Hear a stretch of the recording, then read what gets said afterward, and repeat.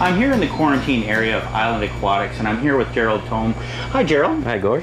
You've got some really neat, or I should say beautiful, Japanese koi. What makes the Japanese koi better than maybe a standard koi? Well, they sort of originated the breeding program, Gord, and over the last 1,000 years, they, like horses and dogs, they've interbred and defined the different strains of koi to develop these wonderful colors and patterns that we see today. Yeah, they really are magnificent. Now, I did a little reading, and I understand there's 13 classifications of koi. Could you explain sort of what they are, or maybe not all of them, but Right. certainly what we have here? Yeah, the classifications are based on color and pattern primarily. There's a number of different varieties, like the kohaku is a white base koi with red patches. Oh, okay. The Sankey also has a white base, but has both red and black patches on it. Okay. There's Doitsu koi, which are scaleless. No scales? That's a variety of koi, right? Really? And you can have a Doitsu kohaku, for example. So it can get a little bit complicated.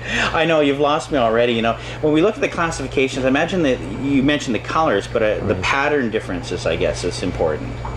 Not so much for the classifications, but for the quality. Oh, okay. Color and pattern provides quality. Okay. You want the fish to look balanced from Yeah. above, because they're made to be looked at from above. You want good definition between the colors, Okay. and you don't want the colors bleeding from one to another. Right. Okay. Well, maybe you could point out what, in your expert opinion, was a beautiful koi or a very good-looking koi, and maybe one that wasn't as good, still very nice. I know we're really looking at better and best here, not so much Right. good and bad. Right.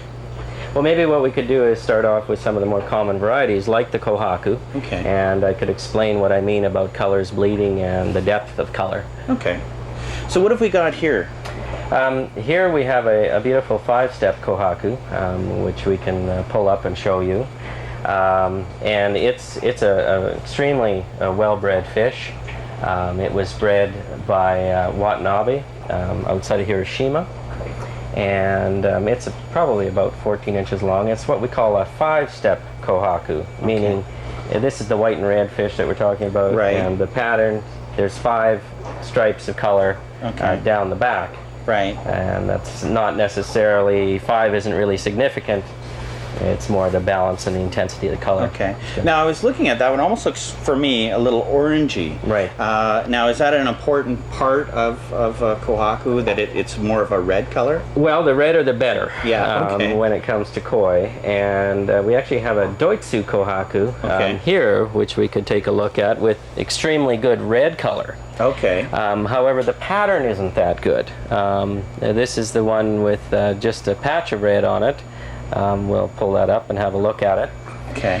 And it's not symmetrical, which is another thing that's really important, is the symmetry from above, as we had mentioned earlier. Right.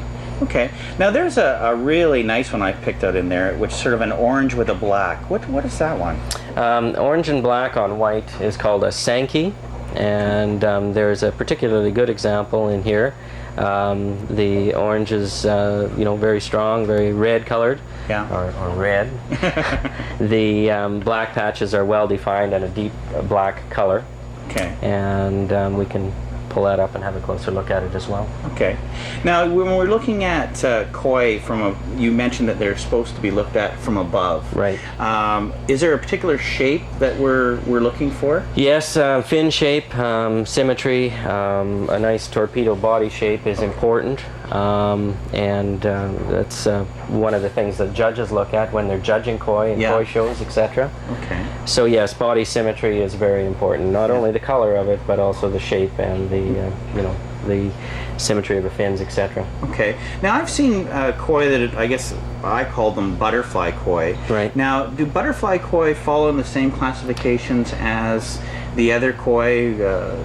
Yes, they do, Gord. The breeding is not quite as developed. Okay. The Japanese are not real keen on butterfly Oh, koi. are they? I really like them. So the Americans have actually made strides to breed some wonderful butterfly koi, and they come in the same varieties. Yeah. We've got a poor example of a kohaku here, and a couple excellent examples of a shisui. Okay. What's a shisui? Shisui is with the blue back and the red belly. So it's the one with the long fins. We'll pull that up and have a closer look at it as well. Okay, so there's a mixture in this tank here of both butterfly and regular koi. Excellent. Well, Gerald, thanks for giving us what I would say an introductory lesson.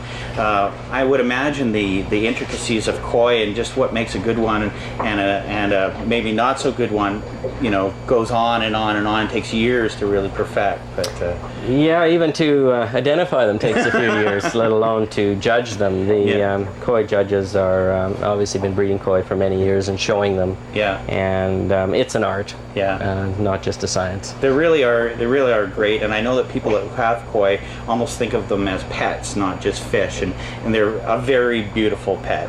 They are a very beautiful pet, easy to care for. You know, don't make any noise, which is one nice thing. You don't have to clean up after them. And they are a very long-lived pet. If you provide them with a good home, they can live almost 100 years. Perfect. Well, thanks, Gerald. I appreciate this. Oh, you're welcome, Gordon.